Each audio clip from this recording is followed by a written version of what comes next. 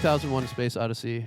Most importantly. I think it's about like it's kind of like about what the Unabomber was about. This Okay. idea that like technology is ultimately bad for the human race or something, or it'll be our downfall. Hmm. The story is this guy is in space. He's all alone with this computer called Hal. How? Hal turns evil on him. You've seen, Oh, yeah. how many times have you seen this Deus Ex Machina, and like I'm sure there's plenty of other examples. iRobot, right? Oh, I love that movie. Yeah. But basically, the computer stops listening to him, and he's trying to destroy it by pulling out the drives. Huh. The computer responds by locking him in the bay, and he says, "Open the pod bay doors, Hal." And he goes, "I'm sorry, Dave. I can't do that," Oh because my he knows God. he's going to kill him. Right. He knows he's going to kill the machine. So when my parents were feeding me, the line was, "Open the pod bay doors, Hal." And I try to put the food in my mouth. That's hilarious. Anyway, that's it. That's my 2001: A Space Odyssey story. Love it. I'll have to watch it. Maddy Yes. Lafferty, Yes. welcome. Thank you. Thanks for having me. Yeah, Yeah. this is dope. I've been looking forward to this one. I know we've been planning it since like October. I honestly forgot about it, and then you DM me, and I was like, "Oh, that's next week. I'm It's in time. Texas. I'm glad I'm coming home." Yeah, I guess I could give people more notice, like a month or something. Yeah. But I mean, it all worked out. I've just been hitting them on Sunday. Like I'm like, I assume everybody's pretty much grown up. Like they're gonna. Yeah, it was on my calendar. It was just still a surprise.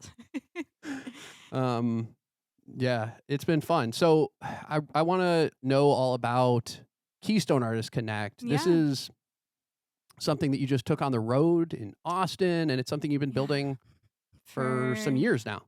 Yeah, since 2021. I used to work for a production company in Pittsburgh called HereCore for like 4 years. Was doing stage management, audio, lighting, video, and gone into more of like a production management role and started meeting all of these artists in town and was like, I really want to work with artists. Like, as fun as 18-hour days of setting up a stage is, I just felt really passionate about it. And my business partner, Danielle, was working for the nonprofit side of our company, which Pete Spindo runs now.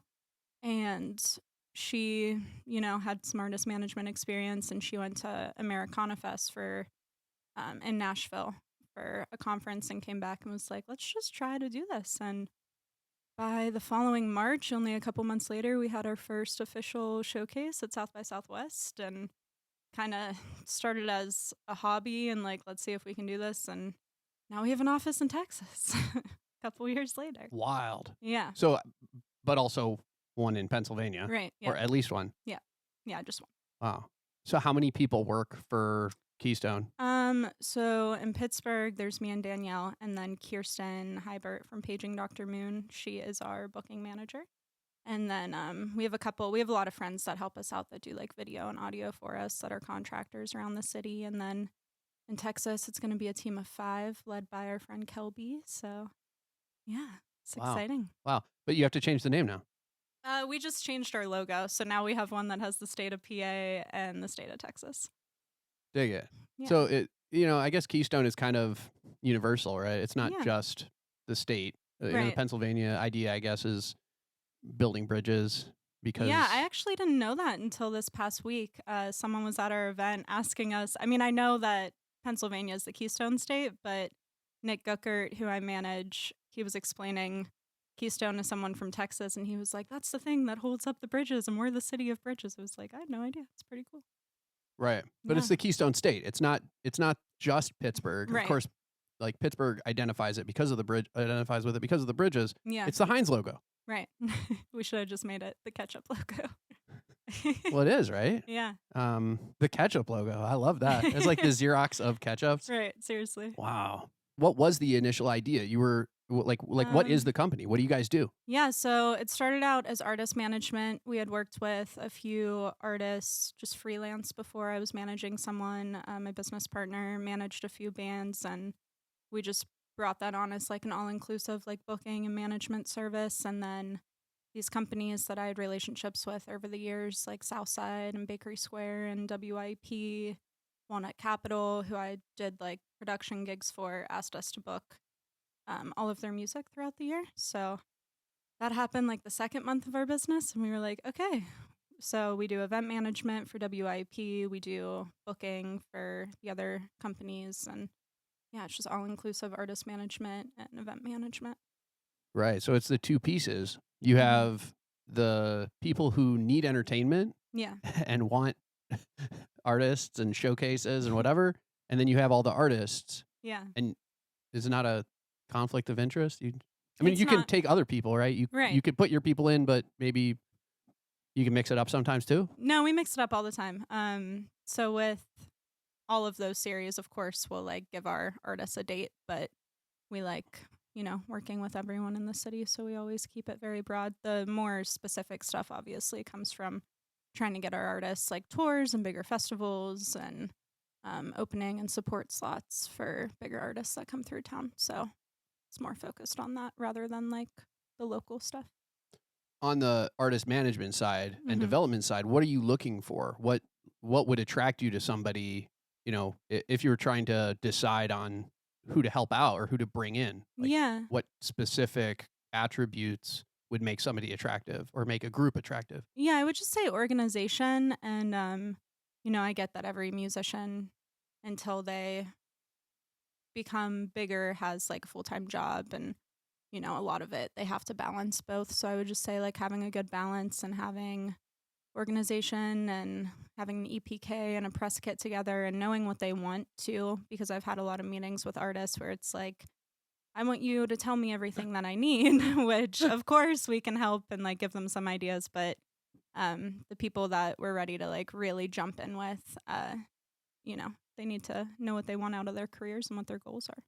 Is there a sound or a specific style or genre that you're focused on? Not really. My business partner, definitely more in the country Americana outlaw side of things, and I love like indie and hip hop and rock, and so we kind of, we want to work with people that we're personally like super passionate about. Like I just did a tour with one of our artists and probably listened to him play, I don't know, 85 times and never got sick of it. Wow. So Wow. yeah, Well, you have to tell us who that is. Nick Guckert. Yeah. Yeah, he just put out. He used to be in a group called The Living Street, but recently solo just put out a EP. It's really good. It's called Miss You More. This is a Pittsburgh artist. Yeah. Amazing. Nick Guckert. All right, watch out world. You were just in South by Southwest watching you Yeah, mentioned outlaw country, watching Willie Nelson I know. play. That was incredible. We was lucky enough to have some friends that got us tickets to Luck Reunion, which is his music festival, and my mom had never seen him before, and he means a lot to our family, music wise. So taking her there, and he came out on stage for a song with Kermit the Frog and sang Rainbow Connection. It was awesome. Wow. Yeah. Yeah, and South by is so much more than music now. I mean, I saw there Hmm. was like some wrestling event that you were at. Yeah, Mike Young, MV Young, he's from Pittsburgh too. He was down there and stayed with us, and he came and supported all of our events all week. And he was doing this really cool queer punk wrestling show, and it was pretty awesome. The first match, they were like, "This is gonna be hardcore," and Nick was like, "Do you know what that means?" I was like, "No." He was like, "There's gonna be blood." I was like, "Oh my god, I might not be able to watch that," but it was cool. Yeah, that's the whole thing in wrestling. The guys would sequester razor blades Mm. in their kit, like Yeah. in a headband or like wristbands. And then during the match, whenever they'd be in a headlock or They like in some way secretly they'd cut be their pinned, forehead. Yeah. exactly, they'd know how to kind of take a little nick in the eyebrow or one of the kind of like places you can hide an Yeah. injury in order to get that blood going. Yeah, it was intense. They had clubs that were covered in thumbtacks and they were hitting each other with them. It was nothing like I've ever seen before. Wow. Yeah.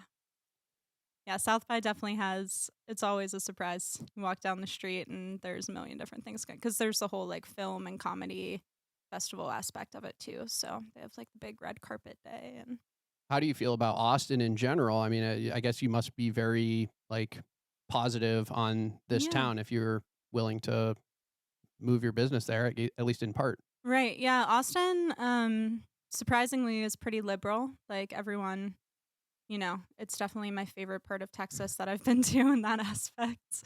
And Texas as a whole, I haven't been to a lot of places, but we have artists that work in Fort Worth and Dallas and um, all over the place. So Kelby's going to kind of head everyone over there. But Texas is, a beautiful state. It's very hard to It's not like you can take a quick road trip to another city. It's huge. So, but yeah, I love Austin. The food's amazing. The people are great. I mean, our event we had at Arlen Studios, which is Willie Nelson's family studio. We had our big launch party there, and Wow. we walked in, and I mean, we set up at 7 a.m. We weren't done until probably around 3 a.m., and everyone there made us feel like family all day. They didn't complain at all. It was a very, very beautiful day. Yeah. So you changed in the 18-hour days for 24-hour days. Yes. Makes sense. Not as much heavy lifting, though. Just a What- couple bags of ice. I guess the hospitality riders and things, right? That's a whole Mhm. part of Yeah. doing these events. Well, luckily, we had a lot of sponsors that put together like goodie bags for artists and sponsored some catering. So for that, we just did like general stuff. What's the best part of it? The gig. I mean, I feel like you're in a position that so many people would want to be in, right? Yeah, You're I working in the feel music like- business and succeeding. Thank you. Just networking and all the different kinds of people I get to meet. Like while we were setting up for our event, Steve Earle walked in to just say hi to the owner and like tell her about his grandkids. And I was like, oh my God, I'm carrying a case of water and Steve Earle is right behind me. And we had a couple people from Rolling Stone and Saving Country Music there. And you just never know who Danny and I always say, like, the music industry is connections and timing. We have done send out 3,000 emails in a day for booking, but most of the success comes from just really like being present and meeting people and keeping connections over the years. There's sort of like two people that are doing things that I feel like you would find interesting that I want to mention. Yeah. The one was somebody that I worked with a lot in Brooklyn who Okay. helped with doing a very similar thing to what I feel like you're doing. And it's her name's Annie White. She has a company called AudioFem. That sounds awesome. And for the last decade plus, they've been doing shows in Brooklyn, New York, Cool. and doing artist management. A lot of like shoegaze and like kind of singer-songwriter, kind of like folky type stuff. But Yeah. like some rock stuff too. And You said it's Um, called AudioFem? yeah. Cool. I'll yeah, look it up. really cool. And then the other one is on the countryside. She's in Nashville Okay. and was part of that same circle that I was with in New York. But Mhm. she was working for Warner when I was there. Cool. And now she's doing something in country, which I think is pretty cool, which is like finding country artists from underrepresented groups and trying to Mhm. get them signed to labels. Sweet. And so her name's Tiffany, but I think her last name has changed. But I'll link. I'll Let me know. link to it in the description. But it's Absolutely. kind of a cool Yeah. thing. No, we do a showcase at Americana Fest in Nashville in September. So Yeah, she's around for that. amazing. Maybe we'll get coffee or something. That sounds great. Yeah. Look at that, making connections. What I guess the Pittsburgh story is basically you grew up here, and so you just Yeah. never left, or did you go away and come back, or No, how did it work? I was born in Virginia, and my mom got into law school at Duquesne and moved me here when I was really young, and grew up in Dormont first on McNeely and then New Haven, and I went to school at Duquesne too. Do not have a degree to prove it, but I was there for a couple of years. And then how I got into music, I was an insurance agent actually for a while, and I went to visit my dad for holiday, and he was like, hey, I have this old camera I'm not using, like I used to do photography with it, do you just want to take it and have it and whatever you want to do? I was like, okay. So I started showing up to music festivals around Pittsburgh and taking pictures of bands and sending them to them after and getting some booking from that. And then my friend Sarah, who runs a lighting company in Pittsburgh called Siren Audiovisual, she was working at HereCore, and there was a day we did Deutschtown Music Festival, and I was doing pictures, she was doing stage, and she was like, do you want to help me tear down? I was like, teach me how to wrap a cable, like put me in. So I broke down like 20 to 30 stages with her, and then after doing that I was like, this is what I want to do. So worked for that company and then learned a lot. I learned so much there. With a small company, you kind of have to learn every aspect. So packing truck, stage setup, audio. I learned how to live stream during COVID and did a live stream to raise money for artists for a little bit, which was really cool. And then just moved on to the next chapter with Keystone. Amazing.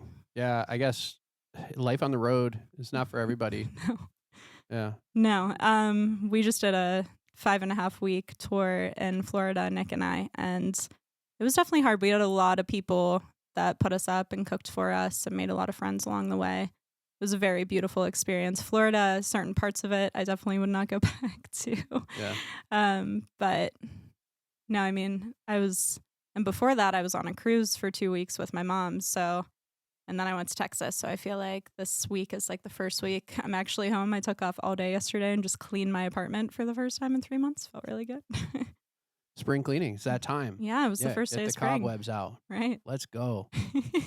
Yeah, I really like the road. I like the idea Yeah. of living out of a bag and kind of waking up and not being sure where you are. That feeling of kind Right. of like, I wonder where I am today. Like, I wonder, who I'm going to meet and what kind Right. of experiences I'm going to have. It's just, it is very magical. Yeah. It really puts a lot in perspective too, because you live out of the same suitcase for weeks or months on end, and then you come home and you're like, wow, I didn't need any of this stuff for months. So I went through and I think I took like 12 bags of stuff to like Goodwill or Amazing. gave to my mom's friends' kids or whatever. I was just like purging. I was like, if I'm okay living with this much for 5 weeks, then I'm okay. You know? Totally. Yeah. Yeah. Yeah. And also the space, right? Like, it's not just the stuff, but the amount of space we need to Right. like thrive. It's really not that much, Mm-mm. and I could totally see myself living out of a trailer or tiny house or Yeah. truck. I've No, we thought did it about in a a van. Kia Soul and a couple spare bedrooms. Amazing. Yeah. Yeah, Florida tour. The other artist worth mentioning, you probably know them, but Kufnats and Christina Lees. Oh, yeah. They were. So actually, before I started, I also do the talent buying at Spirit. Yep. And before I started working there, Dom Shook from Barrel and Flow. Yeah. He was like, my friends are coming into town. I don't have the capacity to put together the show. You would love them. So I actually ran a show for them the November before I started working at Spirit. And they're just like the nicest people in the world. Yeah, I'm a huge fan, and they're like, when I think about people that can live on the road, that's like That's them. Yeah. the ones who will just go to Alaska and live there for a couple months. Absolutely. On a whim. Yeah. No, they're amazing. They told me, I was like, what's your favorite show you've ever played? And they were like, Salmon Fest in Alaska, hands down. I haven't been to Alaska, but sounds great. I'm sure you'll make it. Yeah. Someday, whenever you want to go. Right. Yeah. Open an office in Fairbanks. Oh my God.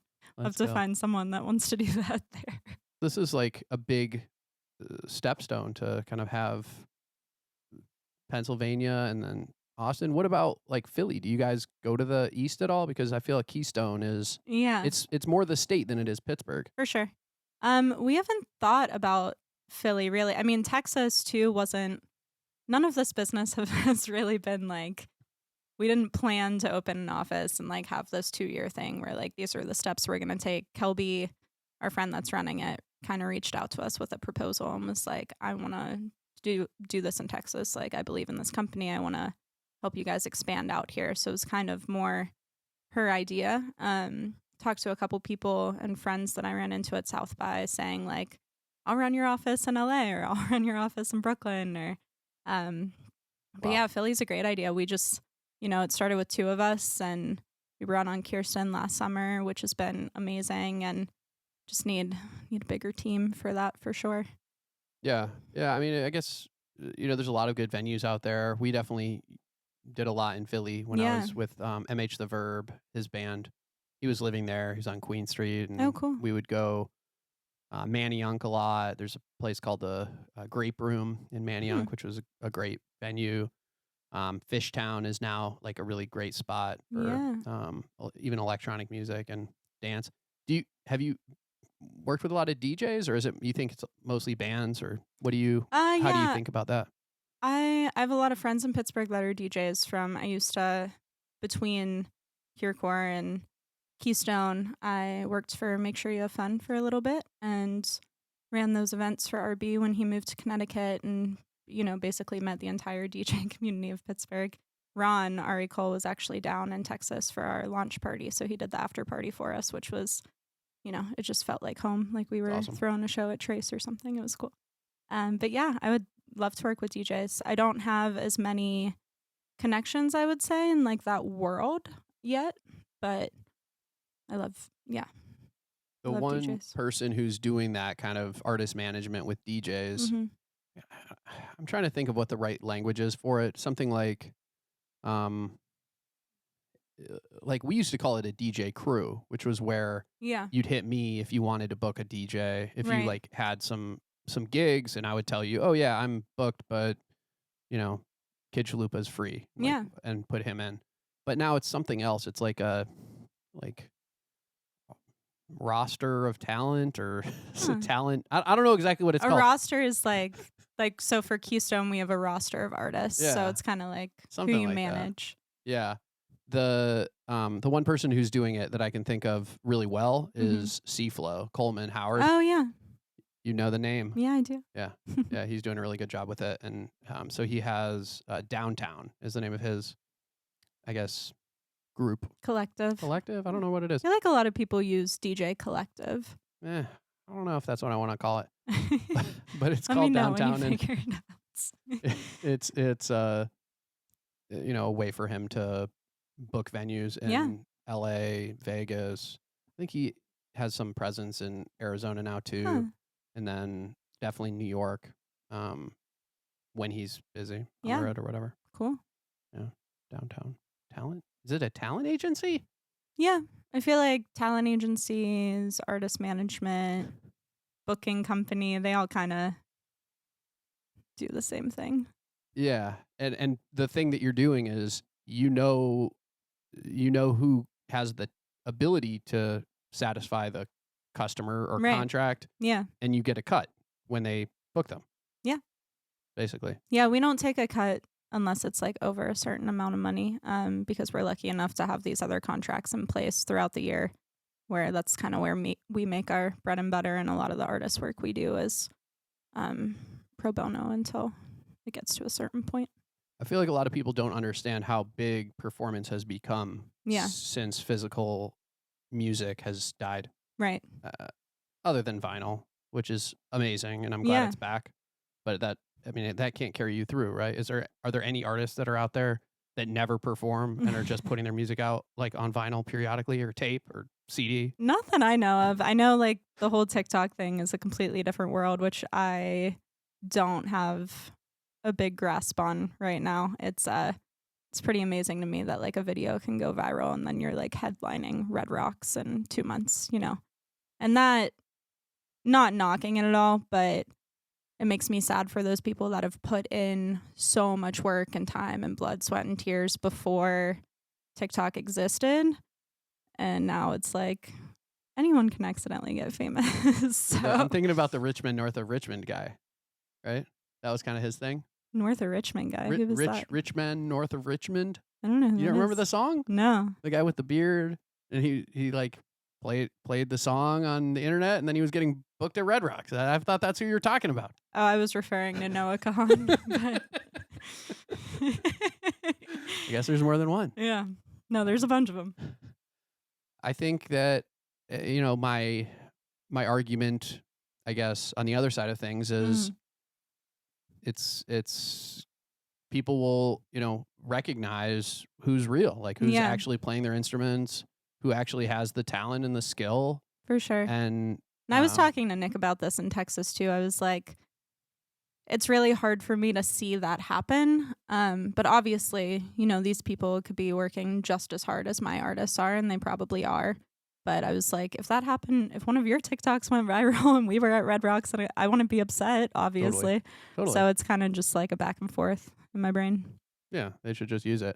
The one thing I think is not so good about the visual media is I do think it probably helps female artists more than male. For sure. In some sense, like especially with DJs, like you're just automatically gonna put to the front of the algorithm. Yeah, like they're sense. gonna move you up, I think. I mean, maybe that's good though. It kind of like corrects for all of the lack of booking we've been doing for female like techno artists of the last decade plus. I don't know. Yeah, there's pros and cons to all of it, for sure. Yeah. What are the venues that you're mostly working with in Pittsburgh? So Spirit, obviously, Yep. and Yep. Thunderbird, we work with a lot. We have a networking event there called Hometown Sounds, where it's like networking from 5 to 7, and then like an open stage. We just had one 2 Sundays ago, but we try to do that monthly, whether it's Sunday or Wednesday. And we work with. I used to work at Smalls, so work with them a good bit. We pretty much work with all of them. Trace is where I had my first event. Not that I know they're more of a brewery than a venue, but we always try to have like our anniversary parties there, because they gave us a chance on having our first couple events there, so they mean a lot to us. Yeah. Nice. Yeah, Pittsburgh is it's a very interesting music city. I think of, the history here, and Mm-hmm. Biggie Smalls played here. I got that story from Black Steel. Wow. The Beatles played here. Bob Marley played his last concert here. I knew that. Yeah. We had a venue called the Syrian Mosque in Oakland, which had, you name them, they were there. It was like one of the, most important music venues in America. And a lot of the traffic here was this kind of New York to Chicago or New York to Detroit thing. Yeah. People would stop here on the way. And I feel like that's gotten lost a little bit. A lot of people forget to stop here, which I've been trying to change at Spirit. Telling them like, hey, Pittsburgh's right here. It's an easy stop. You have a couple days off. Exactly. I just feel like it's unfortunately forgotten about a lot of the time. But any musician, from a low scale or high scale in their career that I know that's played here absolutely loves it every time they play here. And they're like, why haven't we done this before? So I feel like it's one of those things they just need to be introduced to. Yeah, I agree. I mean, I'm also thinking about the Beyonce situation. I had tickets to that. Yeah. Yeah. But they canceled it from my understanding because not enough tickets were sold. Yeah, nobody bought which tickets. is crazy. It's Beyonce. Well, you did. Well, I did. I stood in the Ticketmaster line virtually. I was there. But yeah, then I checked because after I got tickets, my mom was like, I would go to Beyonce and a couple of my friends. So I was like, let me look and see what tickets are available. And all of them were available. Yeah. Yeah, it was pretty nuts. Yeah. There's, it's still like a very blue collar kind of city. It's changed. Yeah. You got like this startup culture right along the Mon. But it's always going to be like this kind of working class vibe, I think, in some ways. Yeah, me too. So what's next? What what happens next? What do you do from here? So now that our launch party's over, we're gonna start, getting these Texas artists in the fold for shows and showcases and tours down that way. And then Pittsburgh artists, I'm always working with the main 2i manager, Nick Guckert, and The Roof. So we have some stuff in the works for the summer. Nick was funny. We live right down the street from each other. He's my best friend. And he dropped me off at my house from the plane and was like, well, all of my goals are complete as of now, so I guess we should. He was like, I just played in the same place where Willie Nelson recorded an album. Like, I don't know where to go from here. So we're going to sit down and talk about some future goals. We like to do bi-weekly or monthly check-ins with everyone just to see where they're at. Stone Throwers is another band I work with in Pittsburgh, and we have some stuff coming up for them in the summer and trying to get them on some festivals. They're like a rock jammy, shoegaze wave type of. You would like them.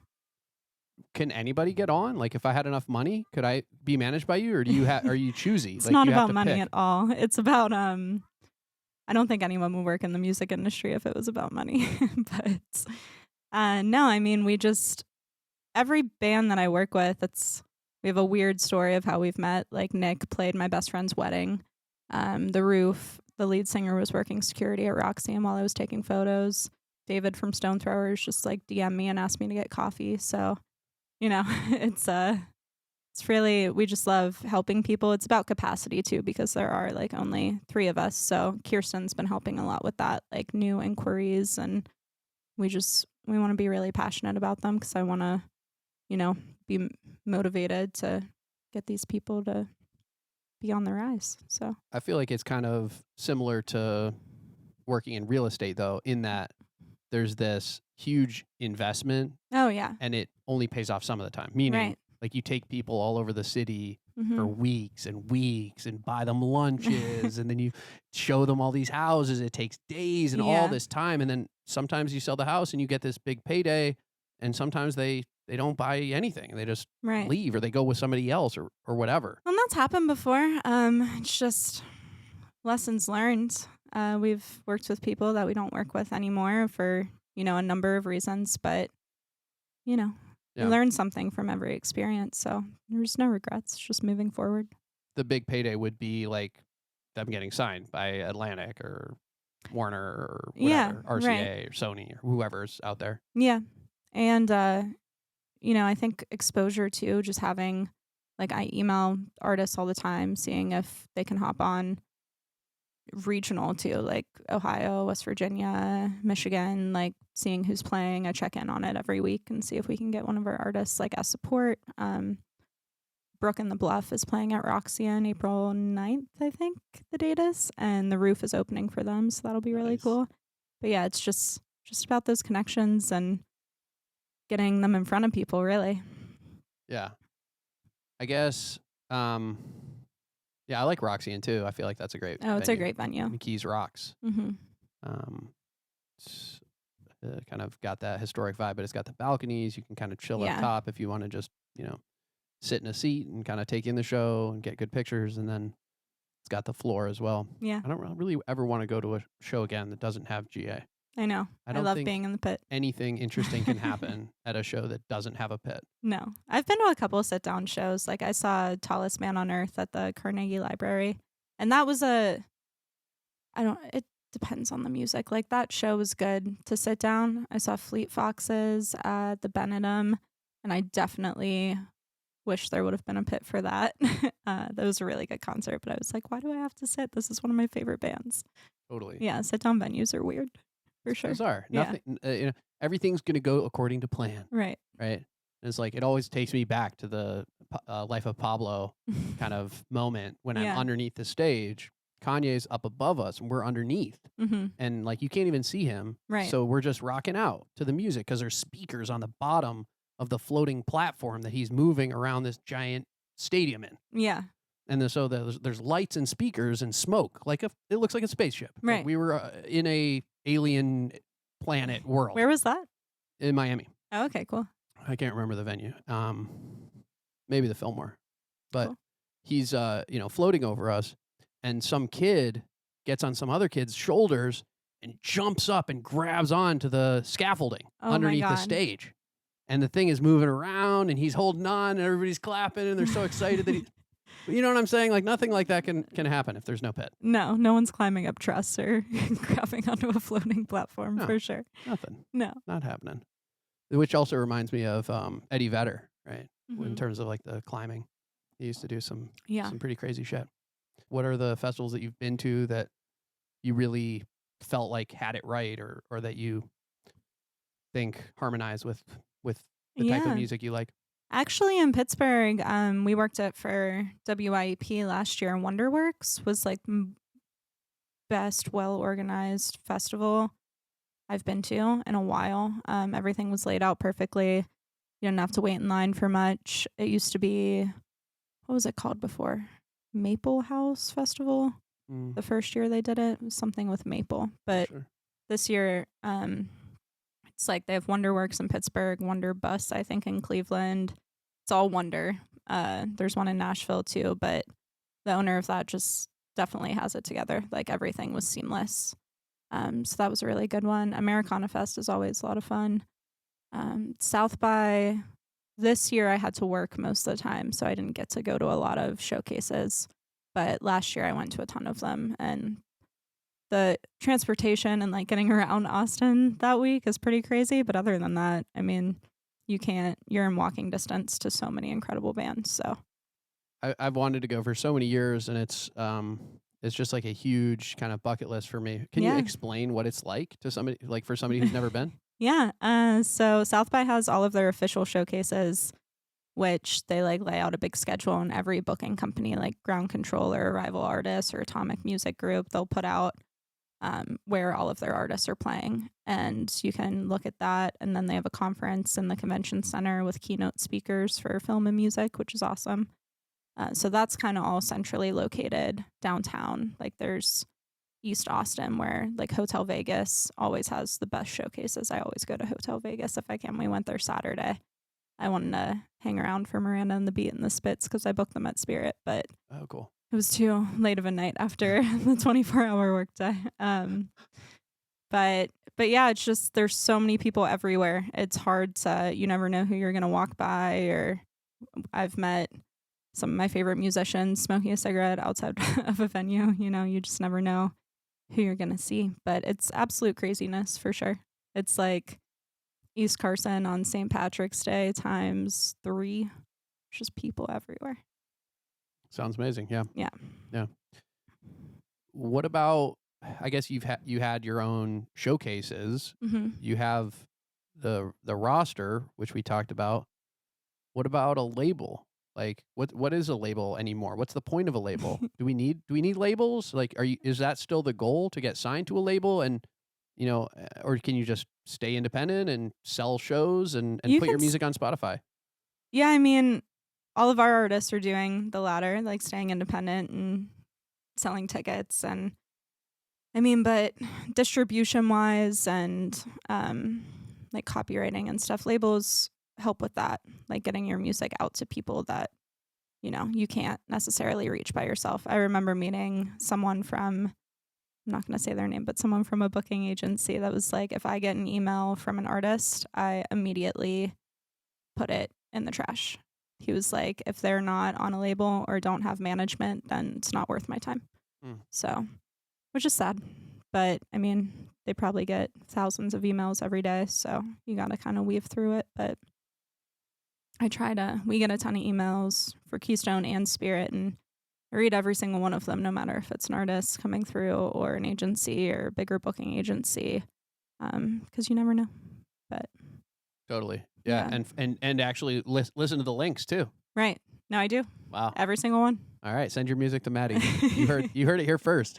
She will listen. I will. No, Danielle and I take these like weeks when we're booking our summer concert series and go through like every single band that's submitted to us and put them in a folder and go through and just listen to local music all day. You talked about people that have an idea of what they want and that are organized, but what about the sound? Like what do you the think sound's that definitely you're really important. listening for?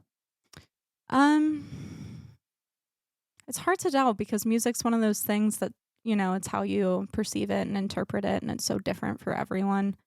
But I mean, I've heard albums that are self-produced in someone's basement with their own equipment that sound 10 times better than a studio recording sometimes. So I wouldn't say production. I would say like emotion is really important for me. Like I want, whether it's a live performance or a recording, I really want to hear like, it's your heart on display. That's why people that make music.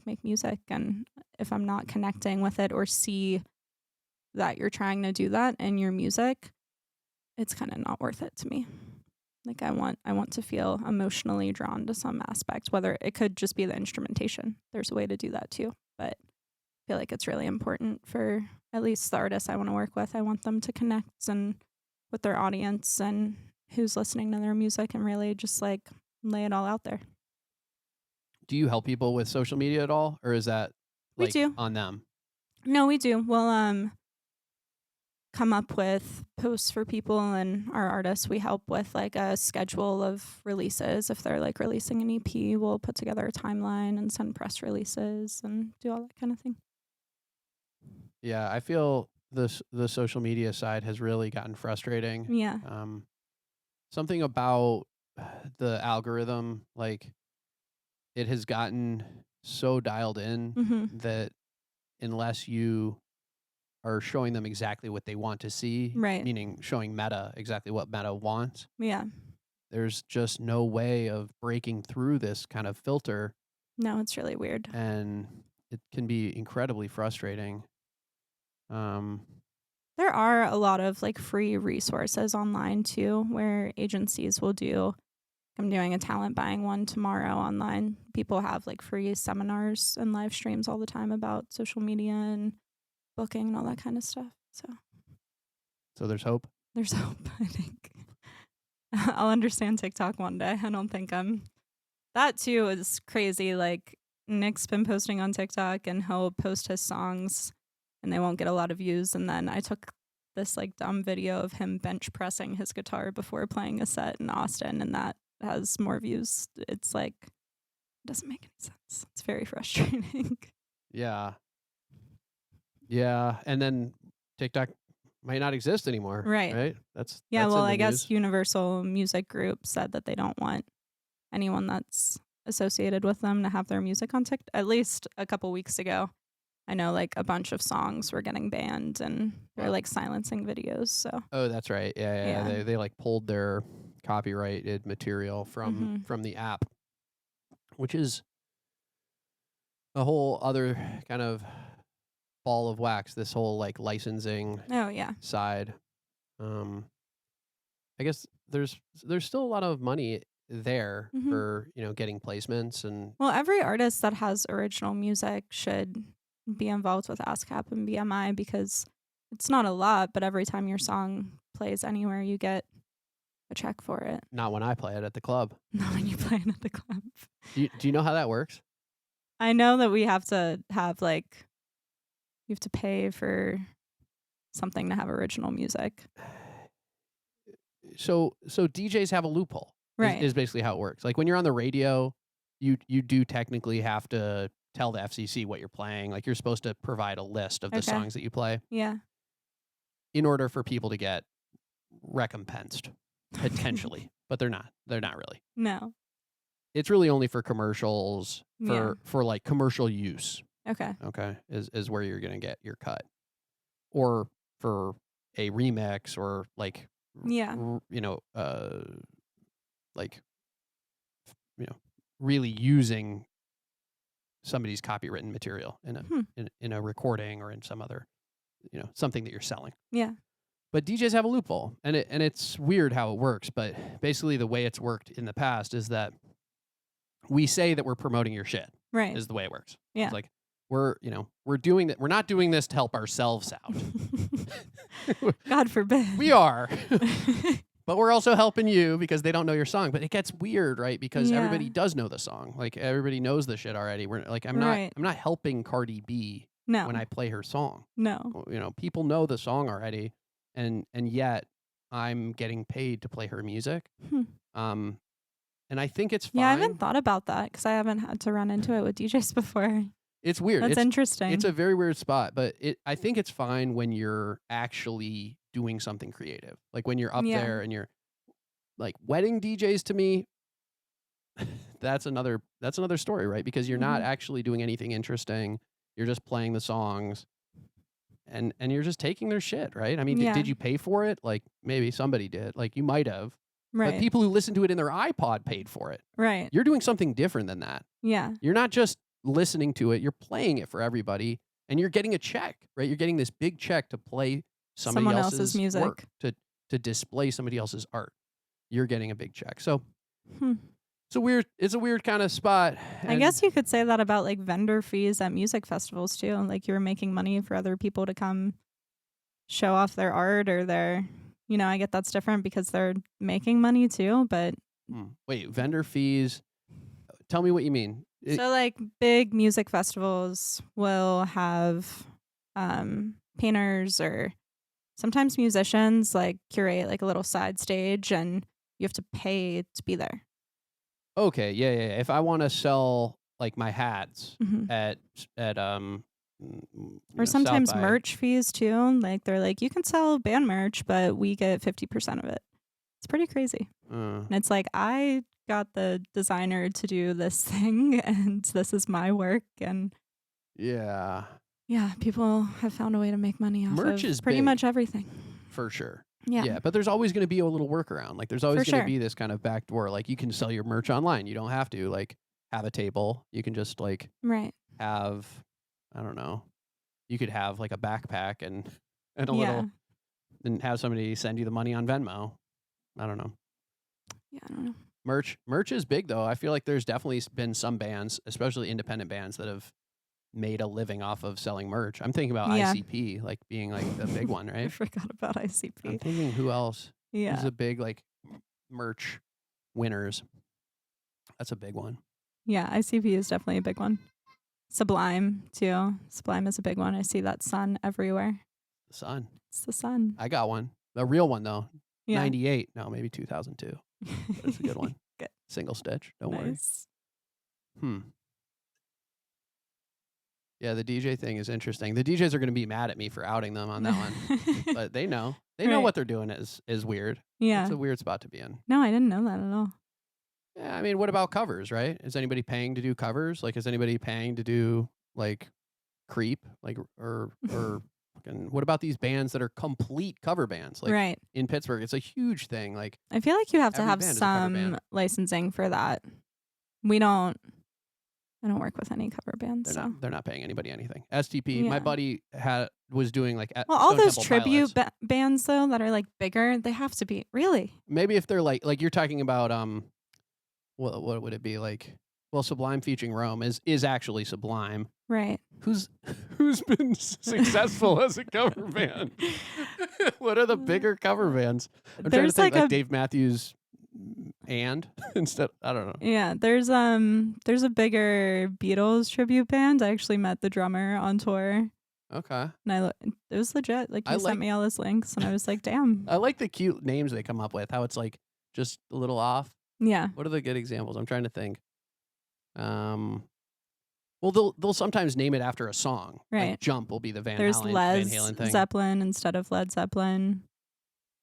Is that a lesbian Led Zeppelin cover band? I don't know. I've never seen them. I know their band name. My mom got tickets to one of their shows thinking it was Led Zeppelin years ago. That's the only reason anybody buys the tickets. They Yeah. think it's the real thing. Right. Right. That it should be. They should pay.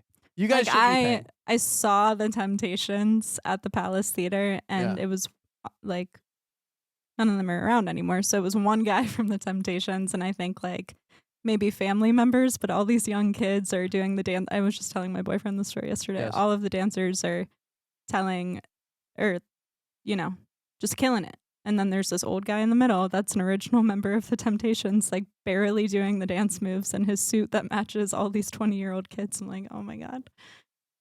They were good, but Yeah, I saw George Clinton, right? In Mhm. Parliament yeah. at the Roxy. And of course, the whole band has been replaced and Right. it's just George in a chair in the middle, like barely singing. Right. And you're wondering, when does it transition from being that thing that it was Right. to being something else? No, I saw Bob Dylan at the UPMC Event Center, and he sat down the whole time, did not talk in between songs really at all. No. And then right at 9:30, he was like, "Thank you, I'm going to bed." No encore, nothing, just disappeared. But he was sitting in a chair the whole time, and I was like, I don't know why I paid to come to this show.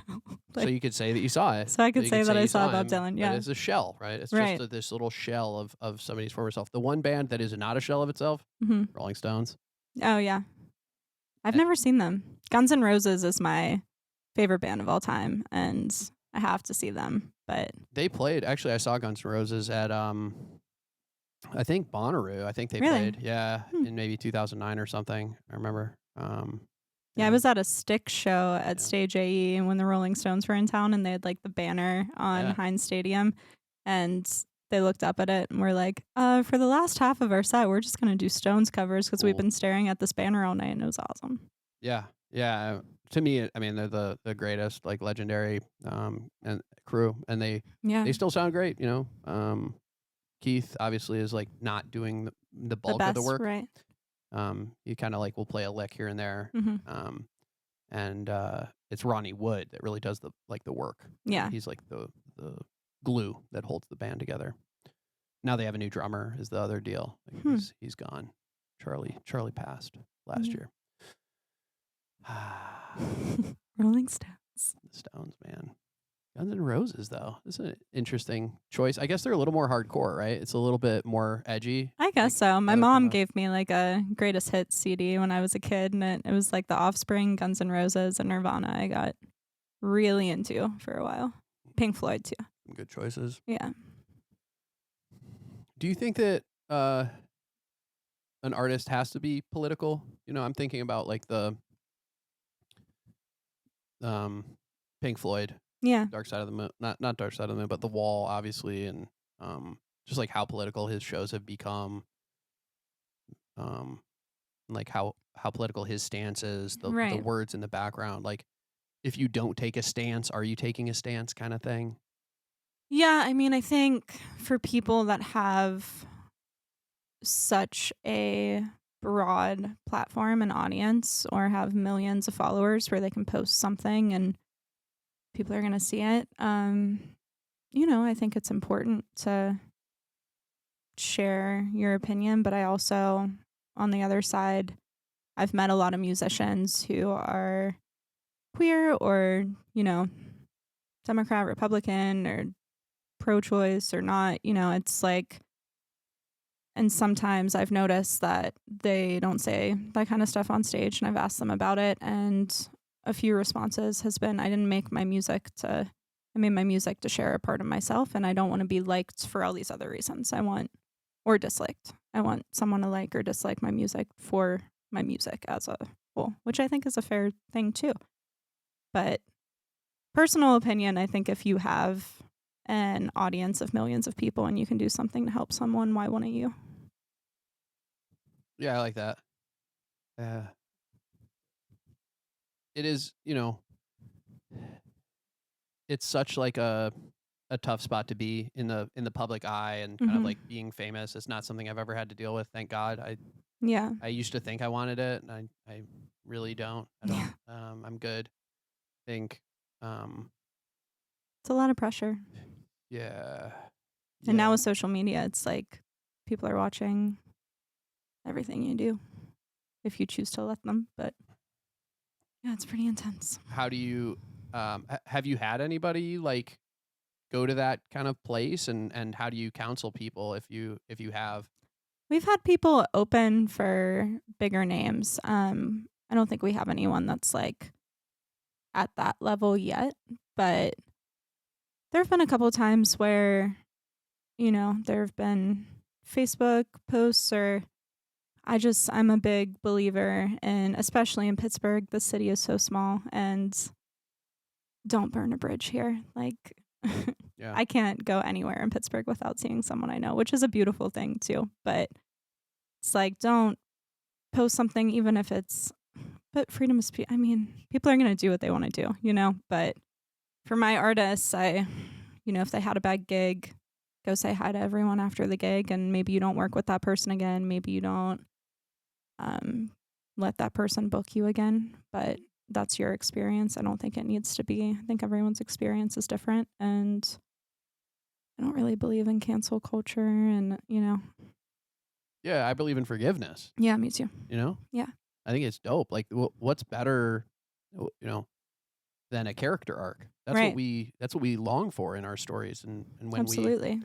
find a good book, what makes it good? It's a character changed. Somebody grew up. Yeah, Somebody put the right foot forward. They had a problem, they overcame it. They had a character flaw, and they transformed it. right.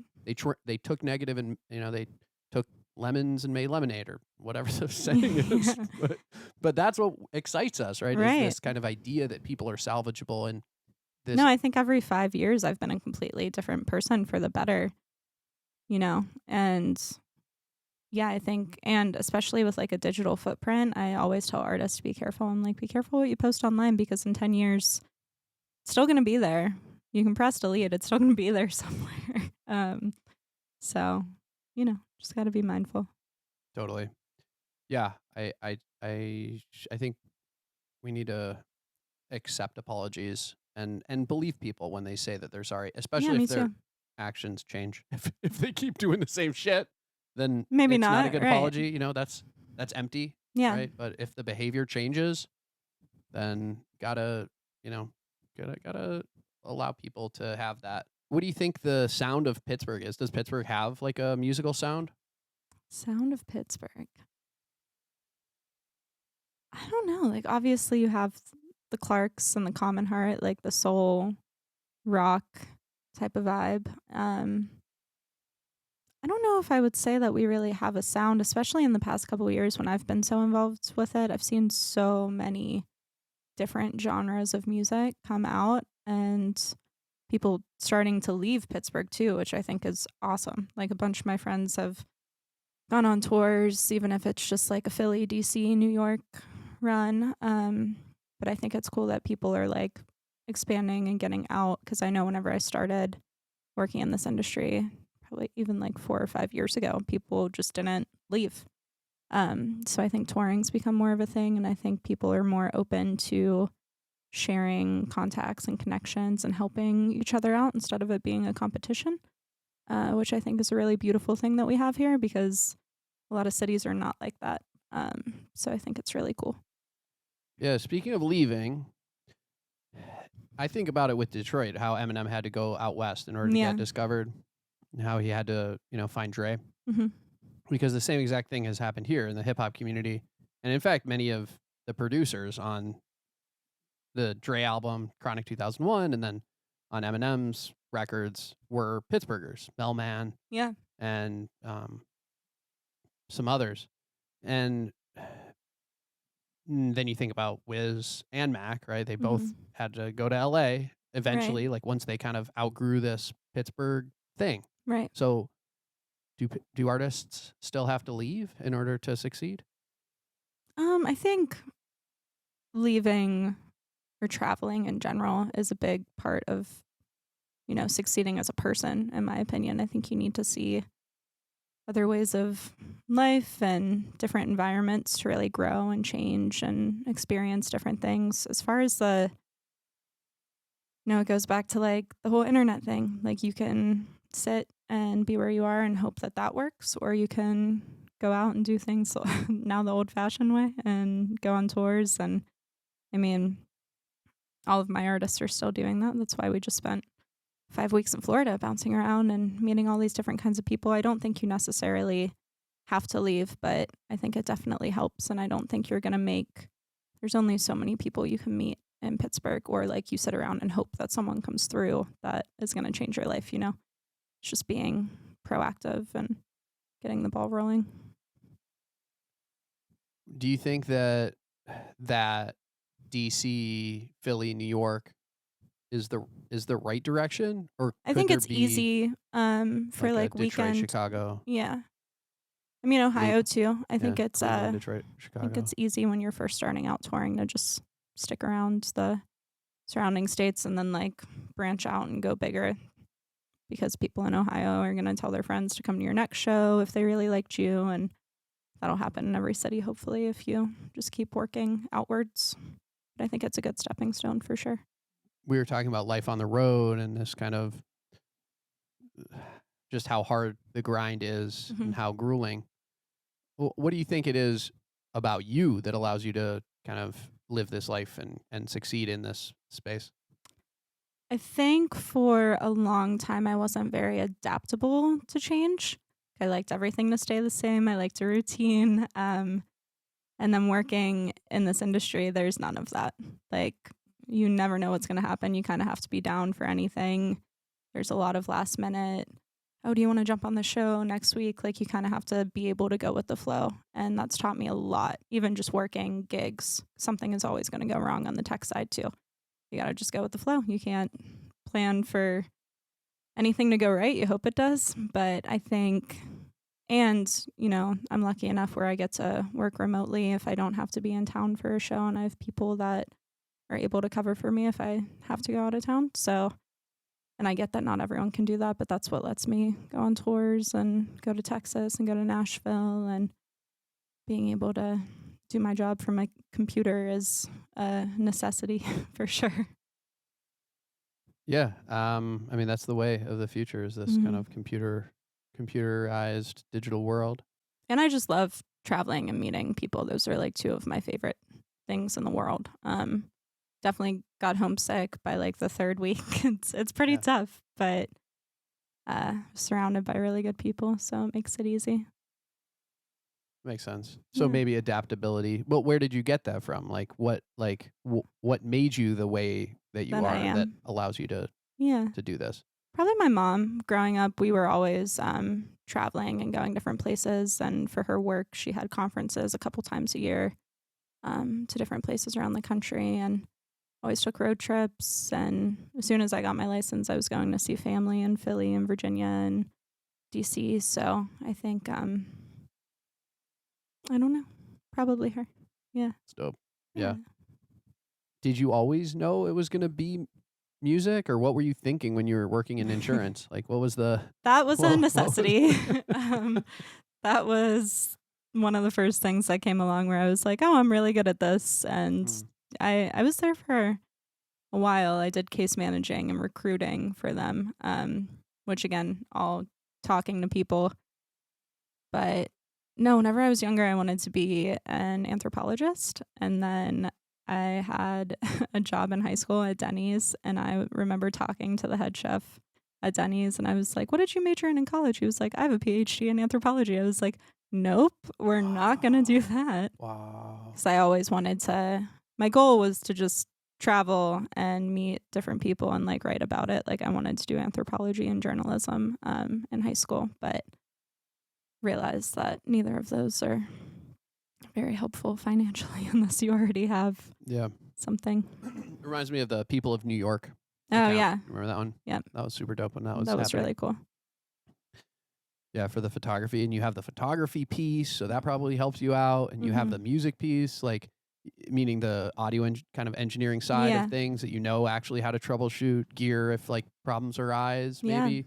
And when you were talking about how you had wrapped the cords, and so you like know A little enough bit to of fix some everything. stuff. So Yeah. maybe that, and then the people side of things, the organizational side from the insurance, so you kind of have all of these different skills that hmm allow you to be the person that we need Yes. when Thank you. when the shit hits the fan. Yeah. No, the tech stuff really comes in handy on the road and traveling and knowing how to set up or break down a PA or, just lending an extra hand. I'm very thankful for those skills. What about like the hardest part about this career? Like, is it the unpredictability or the money side, or kind of what's the Um, hardest? What's the worst part? That's the worst part. I think the money side for artists has gotten a lot better. I think people are actually paying like the rates that they should be paying for DJs and musicians in Pittsburgh. I think it took a while. But I would say the hardest part is communication. Like whenever I send out 3,000 emails for booking tours, I wish someone would just be like, "We have the date filled," or "Hey, we don't have a spot." Like what I do in Pittsburgh, if we don't have a spot at Spirit, I send them other venue contacts and I'm like, "We don't have the availability, the date's booked, but like here's some people you can reach out to." I kind of wish everyone was like willing to help in that way or just answer an email. There was a website for this, or like an app or something like that Marcus used to use when we Hmm. would book our tours.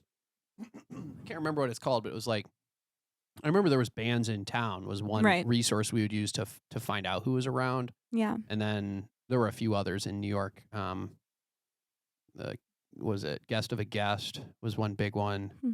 that would get me bookings, and then I feel like those a few I've others. tried a couple of those apps too, but it's hard Yeah. to get like everyone on board because you have to Uh, get the venues on board, you have to get the artist to. I wish I remember what it was called, but it was like he could go on the thing and it Mhm. would show him the names of all the venues who had signed up That's cool. like for this kind of service, and then he could see the actual dates, Was and it he would just ShowX? no, he would uh, like apply. He would send Okay. and like when you would click apply, you just send your press kit, like your little 5-minute video, like YouTube link with Huh. that would show us like rocking out, and then like estimate the number of tickets that we think we could sell, Yeah. um, whatever it was, and then he would like book the tour that way. Hmm. I think. Hmm. But that's not a thing anymore. You actually have to call people now. No, there are apps for that. Like the app ShowX that I brought up Yeah. was made by a friend of mine, where you can like circle a portion of the United States that you want to tour, and availability and stuff will come up. But it's the same thing. You have to get all the right venues to sign on and make sure it's places that you want to play at, get people to answer their emails. But I would say most of our booking, is calling connections or sending out a ton of emails. Sometimes I did a lot of Florida. People love talking on the phone. So I did a lot of phone calls. But what do you do when they say, not interested? I ask them if there's somewhere nearby, or give them my information and say whenever you start booking for next year. Because a lot of like beach towns will do what Danielle and I do in Pittsburgh and like do all of their booking for the summer in 1 month, like in the winter or spring.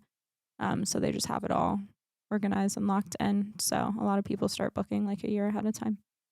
The one band that might be a good connection in West Palm is Surfer Blood. Surfer Blood.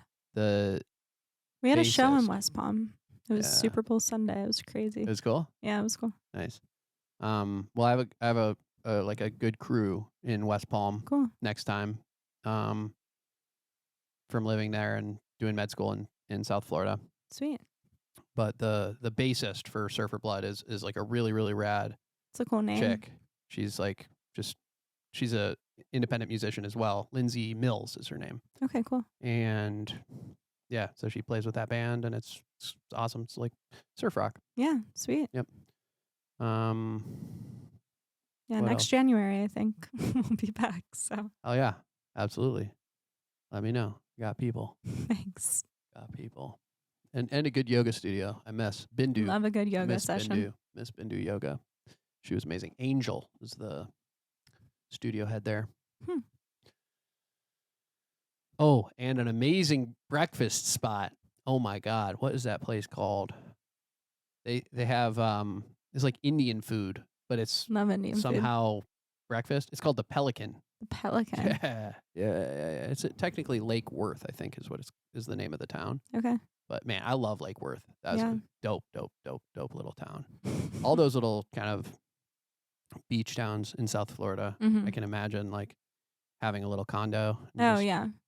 hopping over for a couple January, February months. Yeah. We did the last couple legs of tour on the Forgotten Coast, they call it. It's like the Panhandle, and everything is just set back in time. Like they have not made any upgrades to anything. Shuffleboard courts, right? And bocce. Yeah, it's pretty cool though. It's very beautiful. It's like all these old houses and just small town vibes. It was a nice change of pace from like Melbourne and Tampa and West Palm to end it there. Can't surf the Gulf though. No, you can't. And I don't really fuck with the shrimp or the oysters, man. The oysters too big for me. Yeah. I don't like them big slurpy kind of. I don't like oysters either. Sloppy, nasty, giant. I've been a vegetarian for 18 years, and whenever we went on this cruise in Southeast Asia, and I was like, I'm gonna break my vegetarianism because I want to try. Yeah, you have to. Good.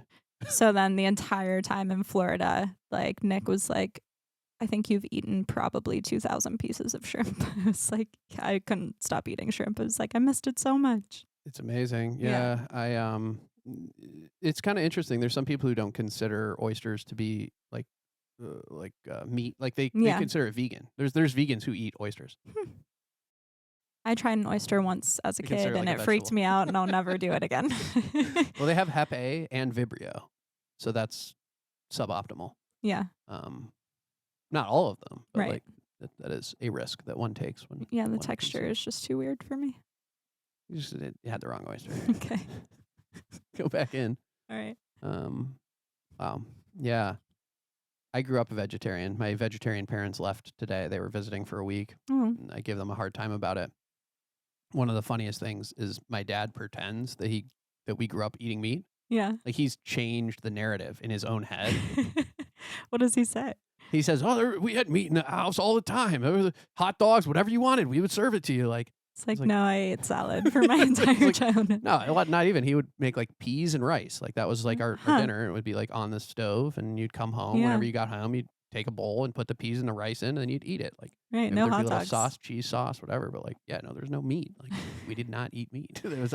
I still remember the first time I tried meat. I was 13 years old, singing with the boy choir of Ann Arbor. I went to St. John's University Okay. for a little camp because we were all like singing with John Ritter and like some amazing That's choral, awesome. like um, whatever composers. Those Yeah. composers who were writing music for us to sing. hmm But we were sleeping there, and they had us eating at this like college cafeteria. Right. And you said you went to Free for all. Duquesne for a couple years. Yeah. Well, you probably remember the options are fairly limited. Right. They are. And so I had, peanut butter and jelly for day 1, hmm and then day 2. They had really good grilled cheese. I ate a lot of that. Then a salad, and then another salad. But like by day 3, I'd tried everything, and I was Yeah. miserable. And so I went for the meat option, which Mhm. was a Salisbury steak. Oh, God, was you like- went right for it. It was this like brown kind of leathery looking piece of you know what it looked like? It looked like, what Permane Bros, the Pittsburgher, Yeah. #1 bestseller, that like matted amalgamated piece of meat hunk that they Mhm. put on the sandwich. What is that supposed to be? Like pastrami or something? No, it's supposed to be a burger, I think. It's a Really? square. Yeah, I think it's ground beef. I'm not 100%. It does not look like that. Mystery meat is the bottom Yeah. line, right? Well, that's and what I we're don't talking want to talk about. shit on Permanis. No, but love me a Permanis. Yeah. I personally don't choose the Pittsburgher because it's bizarre. It's a strange thing. double egg and cheese is mine. Nice. Yeah. Yeah. Absolutely. And I'm a cap egg, but I like the spice. But the point is, it was covered in this brown kind of gravy. And I took the fork and I just said, fuck it, let's go. And Yeah. it was the best thing I ever ate. Never looked back since. Nice. So happy. So happy I St. found meat. John's Salisbury steak changed your life. Absolutely did. Amazing. What's coming up like soon? So for the spring and the summer, what Yeah, what we, kind of events should we be dialed in for? So spirit side of things, we have Miranda and the Beat playing on Friday, and then we're doing a big Spirit 9 Lives cat themed anniversary show on April 5th. So that'll be a ton of fun. We're gonna have actual cats there. Oh, you have to do the cat face makeup. Do you know about this? No, Oh, there's a cat face party in New York. It was kind of legendary from I'm like sure Tom and Lee know about that. They've spent a lot of 2010. time in New York. yeah. See, Yeah. ask him about it. It was like 2010 to 2000, maybe like 2010 to 2012, Okay. and everybody would just do like the nose and then some Whiskers? whiskers, and it was the whole thing. That was the theme of the party, cat face party, man. Absolutely. What's the point? We don't know. Nobody knows. Okay, maybe we'll have a makeup artist in the corner. That'd be dope. Yeah. Or I'll just show up with it and I'll be the only one and everyone will make fun of me. They're all gonna laugh at you. Yeah, no one's brought that up so far. So I'm surprised. And tails. And People tails. could rock tails. Yeah. Then you get into the like anthrocon furry type Right. of I'm sure discussion. I'm sure there's going to be someone, hopefully. Someone should definitely be wearing a cat costume at a cat themed party. You can do the thing and the licking of the paw. Yeah. Make some biscuits. Oh yeah, making biscuits too. Yeah. Do you have a cat? No. You know. How do you know about I grew making up with biscuits? cats. Yeah. No pets. I have a lizard. I Oh, have a cool. leopard gecko. Leopard gecko sounds cool. hmm You feed crickets? Mealworms. Oh, cool. Mealworms are sweet. Mealworms are so cool. I love watching those time lapse mealworm videos. Do you ever see them? Where they eat, like put it eat on an a apple or spike. whatever? Yeah. Yeah. Oh, you watch the apple because you're a vegetarian. Uh, Well, I watch. I don't the, know about the I meat watch ones. the shrimp. It must be the algorithm. Showing you apples. Yeah. Just some apples and heads of lettuce. No, I like the one where they fed it a cactus. That was crazy. Oh, I didn't see that one. And they do like a time lapse, or it's sort of like mealworms like make it disappear. Yeah, it Reminds me of the intro to True Blood. You remember that TV show? Mhm. In the intro, they have like time lapse animals Yeah. being eaten by maggots. They have some of that in like American Horror Story too. They Yeah. change their intro every year. Yeah. But anyway, events coming up. Oh yeah, where are we at? Sorry, I'm talking Spirit. about worms. You talked about Spirit. The cat party is coming Friday. Yeah. Friday's Miranda and the Beat, and Yep. then April 5th is the cat party. Dope. All right. I'll be there. And Makeup on. sounds good. Wow. And then in May, for Keystone, we start our outdoor series at Bakery Square. And Dope. then in July, we start it at Southside, which Spirit's doing the bar for. We're going to have like a farmer's market too, along with that. So it'll be cool. Bunch of live music every Friday. And then, yeah, the Roof is playing at the Roxy for the Brook and the Bluff show. Super excited for them. They've been dying to open for them. They did a long time ago at Club Cafe, but that'll be fun. And then Nick has shows every other day. He's playing all over the place. So amazing. So cool.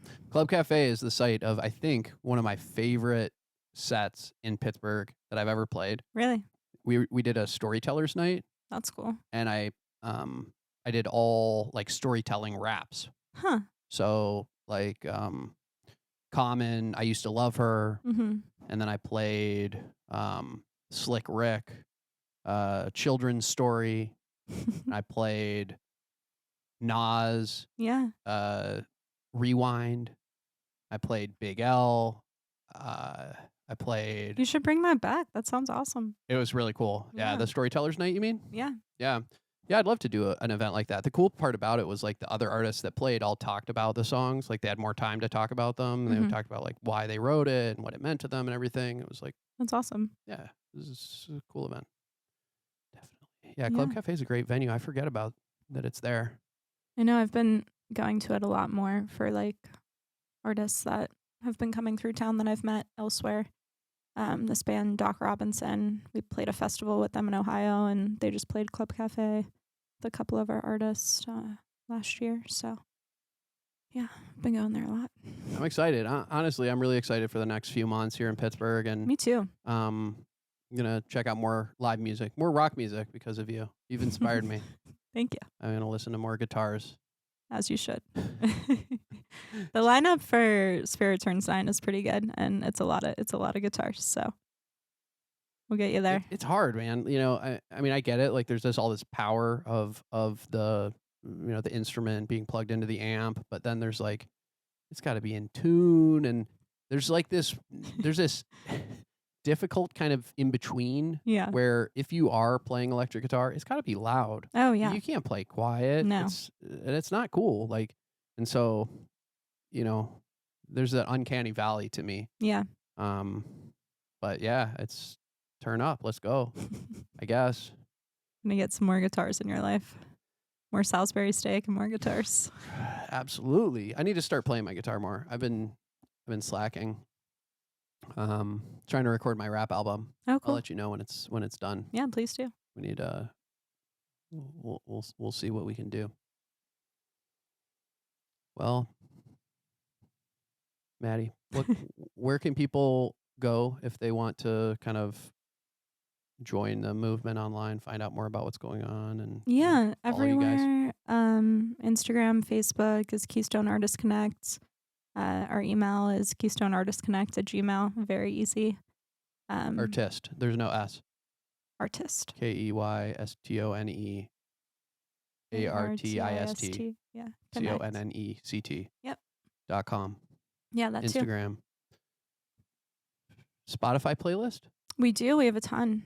Kirsten has been curating playlists for us, so it's a lot of artists we've worked with, and there's a lot of specific Pittsburgh playlists. So I love it. What song should we use for the intro for this episode? Ooh. We should steal somebody's music for it, right? We should. One so of we your can artists? make money off of playing their music. Nobody's making money from this, trust me.